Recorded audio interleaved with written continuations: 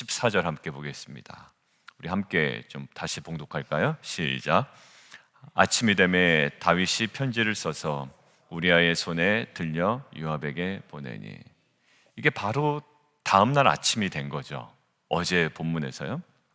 그런데 이 아침이 돼서 바로 다윗이 행한 행동이 우리아의 손에 우리아를 죽이라는 편지를 들려보내 다시 전장으로 보내는 겁니다.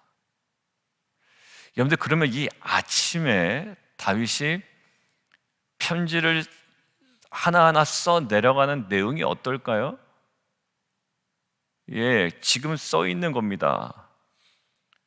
너희가 우리아를 맹렬한 싸움 앞에 세워라. 그리고 너희는 뒤로 물러가라. 그리고 우리아로 하여금 맞아 죽게 하라 내용을 쓰는 거죠. 아침에 이 내용을 쓰는 겁니다. 그러면 지금 우리가 본문에 나와 있지 않는 밤새도록 이 다윗은 어떤 생각을 하고 있었을까요? 이 생각만 하고 있었던 거예요. 자고 일어났는데 갑자기 아이디어가 떠오른 것이 아니라 밤새도록 이 생각만을 한 겁니다. 아니면 초안을 만들었을까요? 저는 이 편지가 결과로 나오기 전까지 다윗에게 심각한 하나의 상태가 있었는데 그게 하나님의 부재였습니다. 여러분들, 다윗이 사울과 달랐던 점은 사울은 하나님의 말씀을 버렸으므로 하나님께서 사울을 버리셨다라고 되어 있었거든요.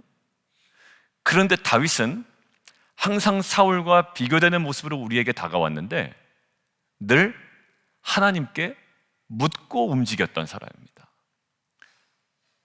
유다의 한 성읍으로 올라갈까요? 올라가라. 어디로 갑니까? 헤브론으로 가라.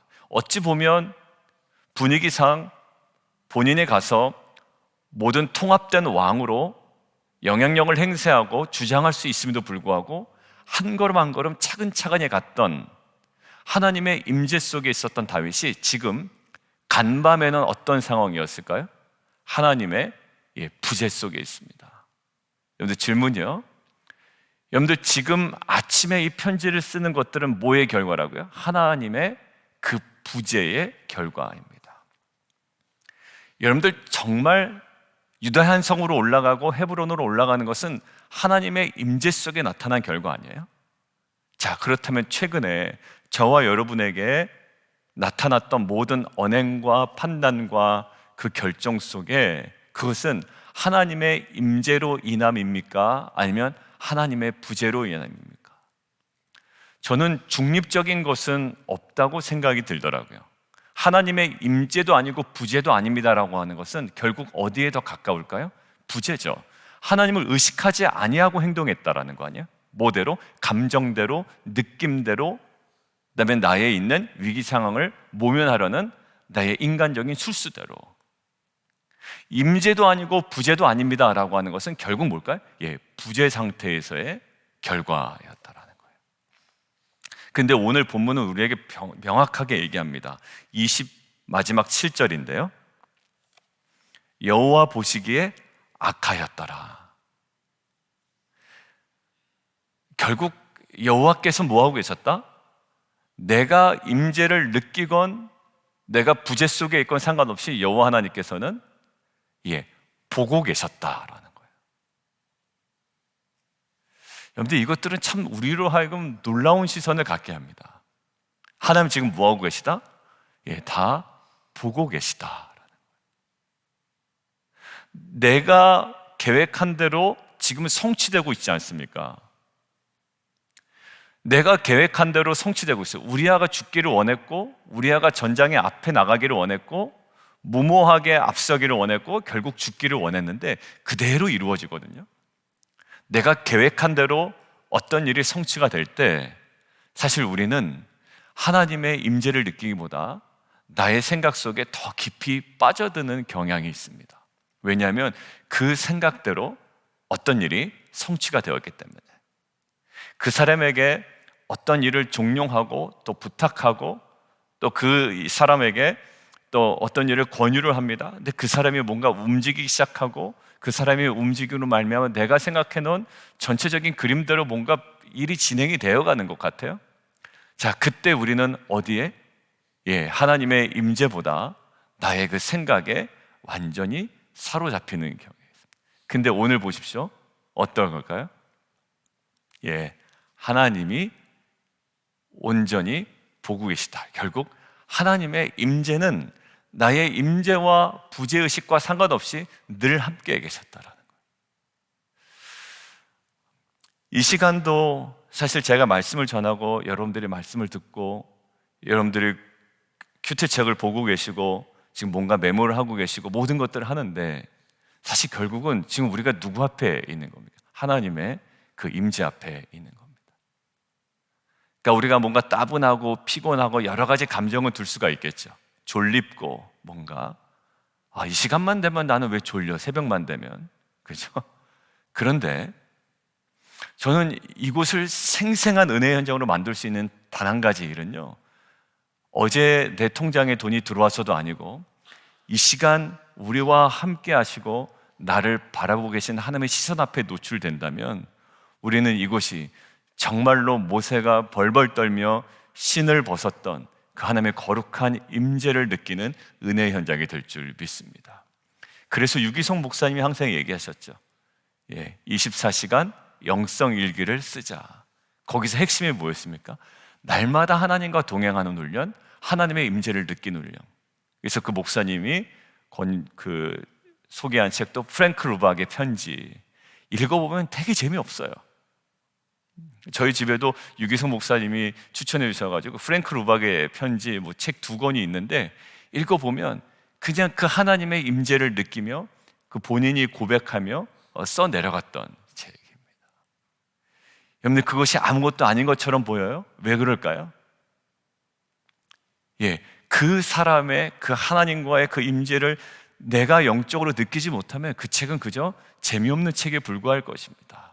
그런데 그 사람의 고백은 눈에 보이지 않는 그 하나님을 실제로 있는 것처럼 그의 영은 경험하고 있었더라는 거예요. 여러분들, 결국 다윗이 죄를 짓게 된 가장 결정적인 것은 하나님의 부재였습니다. 머리가 나빠서도 아니고, 그다음에 그에게 어떤 그 상황이 변화돼서도 아니고요. 결국 하나님의 부재 상태에서의 결과였죠. 저는 저와 여러분이 오늘 다시 한번 하나님의 그 거룩한 임재를 저의 영이 느끼고 그 하나님의 그 임재 속에 더 깊이 들어가는 이 말씀과 성령을 통해 저와 여러분이 하나님의 그 거룩한 임재를 더욱더 풍성히 누려나가는 귀한 공동체 되기를 주님의 이름으로 축원합니다. 두 번째는요, 오늘 요압의 반응인데요, 15절 그러마자 죽게 하라 하였죠. 그럼 요압이 이 편지를 받아들었을 거 아닙니까? 저 같으면 질문할 것 같아요. 야, 이거 혹시 다윗이 잘못 쓴 거 아니냐? 왜냐하면 그때 당시에는 구두 전달이 보통인데요, 이것을 구두 전달할 수가 없잖아요. 그러니까 그 당시에 보편적이지 않은 편지를 씁니다. 뭔가 임봉을 했겠죠. 자, 그 요압이 받아들고, 여러분, 여기 질문이 생기지 않는다는 것 자체가 이상한 거예요. 적군의 장수를 죽이라는 것도 아니고 다윗에게는 충성스러운 장수인데 우리아를 죽게 하라. 여러분들, 이 질문이 안 나올 리가 없습니다. 여러분들, 아마 여러분들이 저에게 질문하실 거예요. 왕이 명령하는 건데 뭐 어디다 질문을 합니까? 라고 반문을 할 수가 있을 텐데요, 근데 그렇지 않은 것들이 여러분들 지금 성경 통독을 하고 계시는 나중에 이제 지금 우리가 후에 지금 계속 지나갔죠. 그 부분에 요압이 똑같이 다윗에게 컴플레인을 하는 장면이 나옵니다. 어떤 장면에서요? 반역자 압살롬이 결국 죽죠. 그러니까 이 압살롬의 죽음에 대해서 다윗이 자기를 반역한 자이지만 아들이잖아요. 그러니까 압살롬이 죽고 나서 다윗이 어떤 모습을 보이죠? 굉장히 슬퍼합니다. 그러니까 요압이 볼 때는 반역자의 죽음을 슬퍼하는 왕이에요. 물론 아들이긴 하지만. 그래서 요압이 그때 질문도 아니고요, 한마디 합니다. 뭐라고 얘기하죠? 왕이 지금 대적자의 죽음을 슬퍼하면 우리 군대 사기는 완전히 땅에 떨어집니다. 지금 뭐 하는 겁니까? 이렇게 얘기하는 거예요. 그러니까 왕이 말했다고 해서 질문하지 않았다? 그렇지 않아요. 요압은 압살롬의 반역자의 죽음, 아들인 거 왜 모르겠어요? 요압이 압살롬을 연결시켜 준 사람인데, 알잖아요. 우리가 성경 통독할 때 보면 요압이 압살롬을 그냥 데려다 놓고 다윗의 마음이 어떠한지를 잘 안단 말이에요. 그래서 그거 아주 그냥 연결시킵니다. 그런데 사단이 난 거 아닙니까? 그런 상황에서 아들임에도 불구하고 왜 슬퍼하냐고 다윗에게 이야기할 정도였단 말이에요. 근데 오늘 그런 요압이, 그런 성정을 갖고 있는 요압이 지금 뭐합니까? 아무런 질문을 하지 않아요. 저는 여기서 섬뜩한 어떤 기운을 느꼈습니다. 다는 아닐지 모르지만 요압이 뭐를 알고 있다? 다윗의 뭔가를 알고 있다. 의중을 알고 있거나 뭐를 알고 있다. 그러니까 예전에는 다윗이 그럴 사람이 아니다라고 해서 질문했겠지만, 다윗의 이러한 자신의 충성스러운 장수를 죽이는 것조차도 다윗이 그럴만 하겠지라고 용납하는 요압의 모습을 통해 다윗이 이미 주위 사람들에게도 그러한 사람으로 인식되기 시작했다라는 거예요. 여러분들, 이것을 묵상하는데 이런 겁니다. 여러분들의 자녀가, 여러분들의 또 지체가 뭔가 잘못될 때, 아니면 뭔가 이상한 행동을 할 때 누군가 조언을 하게 되고 이야기를 하게 됩니다. 근데 그 조언과 이야기하는 게 어떻게 보면 듣기 싫은 소리겠죠? 새벽에 좀 깨어 일어나십시오 라는 이야기 됐겠지. 아니면 어떤 태도일 수도 있고요, 무엇이든 될 수 있습니다. 그런데 그것은 어떤 모습일까요? 당신 그런 사람 아니잖아 라는 인식에서 나오는 이야기들일 겁니다. 당신 그런 사람 아니지 않습니까? 라는 거. 근데 그런 것들이 이제 안 하기 시작, 관심을 안 둡니다. 계속 뭐 저렇게. 여러분들, 그런 얘기가 들려오지 않을 때의 상태는 결국 뭘까요? 나에게 요압의 질문이 들려오지 않는다라는 상태는 뭡니까? 그 사람, 그럴 만한 사람이야 라는 식이죠. 저는요, 이게 누군가의 이야기, 누군가의 권면, 누군가의 조언, 누군가 나의 상태에 대한 의구심으로 이야기하는 그런 이야기들이 결국 뭘까요? 아직 나에게 희망이 있다라는 시그널이라는 거예요. 여러분, 무관심이 제일 큰 아픔이라는 거 아닙니까? 왜? 가능성이 없고 그럴 만한 사람이고 해봤자 소용없고. 다시 조금 더 진전해서 하나님의 메시지는 마찬가지예요. 어제 얘기했듯이 계속 지속적인 경고 있죠.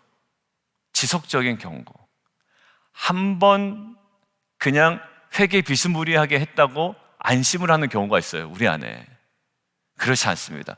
끊임없이 하나님께서는 우리에게 끝까지 돌이키기를 원하시거든요. 회개 비스무리하게 했다고 내 마음에 그냥 뭔가 따뜻함과 눈이 촉촉해지는 감동이 있었다고 하나님께서 그거 가지고 기뻐하시는 것이 아니라 나의 삶에 온전한 변화가 있기를 원하시거든요. 이전과는 다른.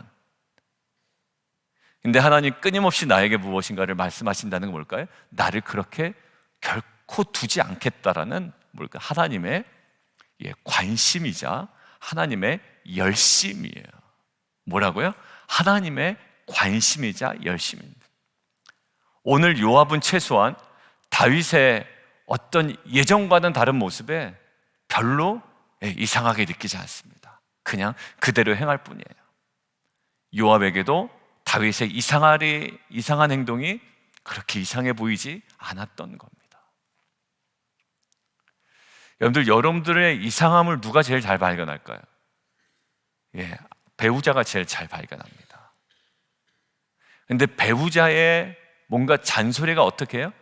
결국 배우자가 여러분들을 바라볼 때 당신 그런 사람 아니야 라는 외침이라는 거예요. 나중에는 포기해버리더라고요. 그게 얼마나 가슴 아픈 일입니까? 하물며 사람의 이 무엇인가 이야기도 우리를 놓치지 않겠다라는 그들의 어찌 보면 관심일진데 하나님께서 끊임없이 우리에게 다가오시는 그 말씀 앞에 우리가 정말 깨어 반응하는 공동체가 되었으면 좋겠습니다.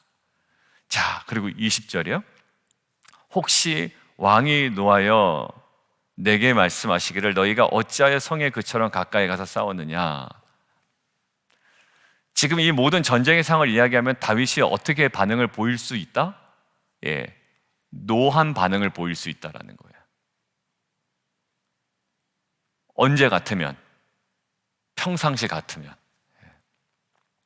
왜? 사람들이 죽었지 않습니까? 누가 죽었습니까? 17절 다윗의 부하 중 몇 사람이 엎드러집니다. 그러니까 우리야만 죽은 게 아니라 괜히 성벽에 가까이 갔다가 아까운 병사들이 죽거나 다치게 되는 일이 벌어진 거잖아요. 그럼 평상시 같으면 다윗이 어떻게 한다고요? 굉장히 노할 상황이라고요. 왜 그렇게 했냐고.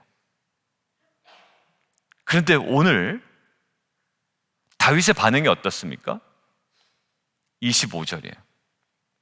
칼은 이 사람이나 저 사람이나 삼키는 거야. 걱정하지 마. 여러분들 요압이 느낄 때 보통 같으면 다윗이 어떤 반응을 보인다? 난리 난다. 왜 그렇게 가까이 가서 많은 사람들을 희생시켰냐라는 거예요. 근데 지금 다윗이 상태가 어떻습니까? 괜찮아. 걱정하지 마. 칼은 이 사람이나 저 사람이나 원래 삼키는 거야. 굉장히 여유로운 모습이라는 거예요. 다윗에 있는 죄가 슬퍼할 만한 일에 슬퍼하지 못하게 만들어 버립니다. 아니요, 할 수 없게 만들어 버리죠.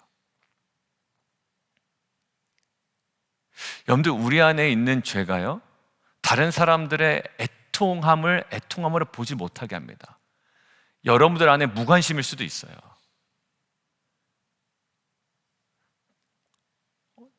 뭘 그거를 슬퍼해? 다 하나님께서 좋게 하실 건데. 아니요, 여러분들 슬픔은요 함께 슬퍼해야 됩니다. 여러분들 장례 당한 사람한테 천국 가셨으니까 슬퍼하지 말라고, 울지 말라고 하는 것은 정말 말도 안 되는 거고요. 여러분들 그 사람을 위해서 내 마음에 나는 원래 성격이 강해서 울지 않아. 성격이 강해서도 그러는데 정말 여러분들의 가족들이 그러면 그럴까요? 여러분들 공감 능력이 떨어졌다라는 거, 지금 다윗은 철저하게 공감 능력이 떨어진 거거든요. 여러분들 예전엔 안 그랬는데 최근에 나는 공감 능력이 좀 떨어진 것 같아. 다른 사람들이 기도 접촉해도 빨리 전화 끊었으면 좋겠고 그냥 알겠는데 뭐 이렇게 자세하게 이야기하나 싶어. 여러분들 철저하게 공감 능력이 떨어진 겁니다. 여러분들 제가요 정말 너무 힘들 때가 있어요, 개인적으로. 근데 그때 극대화가 된 적이 있습니다. 뭐가? 공감 능력이. 어느 분 사업장에 가서 기도하는데 그때 가서도 눈물이 나고, 왜냐하면 그 막 사업장에 있는 아픔이 막 느껴지는 거예요. 그분이 그러시더라고요. 목사님, 괜히 목사님 기도하니까 제가 제 그 사업장이나 이거에 대해서 제가 오히려 기도 못한 게 오히려 죄송스러울 정도예요 라고 할 정도. 여러분들 지금 다윗은요 완전 공감 능력이 확 현저하게 떨어져 있습니다. 여러분들 우리야 죽은 거만 생각하는 거예요 지금. 여러분들이 제가 공감 능력이 떨어진 거는요, 내가 지금 엉뚱한 곳에 내가 관심이 있는 거예요. 나 피곤한 것에, 그리고 내가 누리고 싶은 것에, 내가 만족할 만한 것에. 근데 지금 다윗은 왕입니다. 한 나라의 군인들을 다스려야 되고 또 그들을 케어해야 될 사람이에요. 지금 보시죠. 우리아만 죽어나간 게 아니라 누가 죽어요? 우리아를 죽이려고 전술을 잘못 썼다가 다른 부하도 지금 엎드려지고 1분 후 죽었을 거예요. 여러분들 그 집안에서 남편을 잃어서 지금 통곡하는 소리가 들리십니까? 여러분들 한 자기 죄를 가리기 위하여 우리아를 죽이는 것까지는 뭐 다윗이 그렇다고 쳐요. 그런데 그로 인하여 엉뚱한 부하장수 군인들이 지금 죽어나갔단 말이에요. 그 가족들은 지금 뭐가 잘못됐죠? 그런데 지금 완전 공감 능력이 제로고 바닥이에요. 무엇이? 죄가 그렇게 만듭니다. 저는요, 슬퍼하는 자와 함께 울라고 했던 그 성경의 말씀이 우리 안에 형성되지 않았다면 우리는, 또 저와 여러분은 사실 어떤 것에 단단히 매여 있을 수가 있습니다. 나의 고집이나 나의 아집이나 아니면 나의 안락적인 거잖아, 나의 욕망이나. 냉랭한 거예요. 이 사람은 지금 죽겠는데 바로 옆에 있는 가족일 수도 있어요. 그리고 자녀일 수도 있습니다. 우리아가 죽고 부하장수가 죽었는데도 전혀 애통하지 않고 걱정하지 마라고 하는 이 다윗의 모습이 너무 이상했어요. 뭐가 만들었을까요? 죄가 그렇게 만듭니다. 여러분들, 우리가 단순히 죄는 하나님과의 관계만을 가로막지 않아요. 사랑과의 관계도 제대로 보지 못하게 합니다. 다 짜증나는 거예요. 듣기 싫어. 뭘까요? 다 죄입니다. 그 사람이 아프다고 얘기하는데도 듣기 싫대요.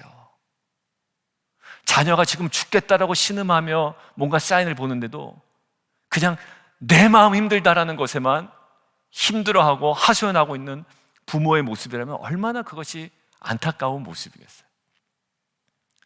사랑하는 성도 여러분, 오늘 죄는요, 모든 공감 능력을 현저하게 떨어뜨립니다. 그리고 나를 무감각하게 만들고 나를 멍하게 만든 거예요. 마치 마취당한 환자처럼. 오늘 이 모든 죄악이 끊어지기를 원합니다. 여러분들, 왜 공감 능력이 왜 없겠어요? 여러분들, 하나님은 사람에게 감정을 주셨어요. 눈물도 주셨어요. 근데 내가 최근에 누군가를 향해서 울어보지 못했다. 지금 이 부하 중 몇 사람은 엎드려지고 죽고 햇사람의 우리아도 죽고요. 여러분들, 최소한 우리아의 아내 다윗과 그런저런 일을 벌였던 아내는 최소한 남편의 죽음 가운데 울고는 있습니다. 근데 다윗은 아무 감각이 없어요. 죄로 무감각해진 우리의 마음이 정말 성령께서 우리의 마음을 새롭게 하사 다시금 한 영혼 한 영혼을 주의 마음으로 품고 우리가 다시 한번 이 관계 회복을 경험할 수 있는 공동체가 되기를 주님의 이름으로 축원합니다. 우리 함께 기도하겠습니다.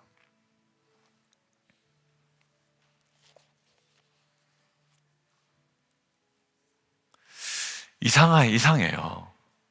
같이 좀 슬퍼야 되는데 슬퍼하질 않아요. 그죠?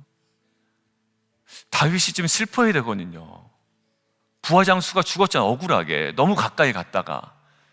근데 다윗에게 있는 아주 악독한 죄가요, 그것들을 바라보지 못하게 해요.